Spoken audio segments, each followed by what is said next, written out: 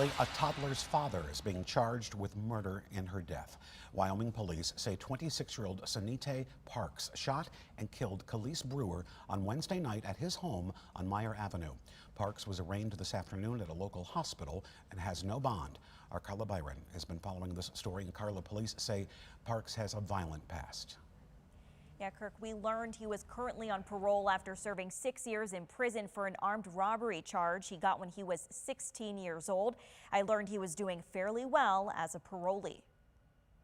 Wyoming police say 2-year-old Khalees Brewer was with her father, 26-year-old Seninta Parks, for a temporary visit at his home. Police found Khalees in the same room as Parks, suffering from a deadly gunshot wound. Parks was suffering from a self-inflicted gunshot wound. This individual was first sentenced to prison back in 2013. MDOC's website shows Parks was sentenced for armed robbery in Grand Rapids. He was charged when he was only 16. He was paroled in January 2019. However, after he was released, he was found to be in possession of a weapon. And at that time, the parole board opted to return him back to prison for that violation for a period of 1 year.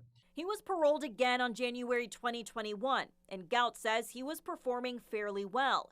He was employed, had no positive drug tests, and had constant communication with his agent. He did have a domestic violence allegation against him that had police involved back last summer.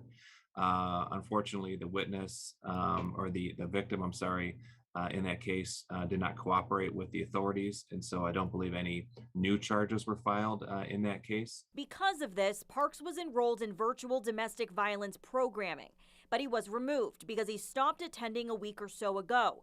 Why this shooting happened still has yet to be answered. Parks is also being charged with 2 counts of carrying a firearm while committing a felony, possessing a firearm as a felon, and discharging in a building causing death. Parks could face up to life in prison, and he's scheduled to be back in court on February 23rd. Val. Thank you, Carla.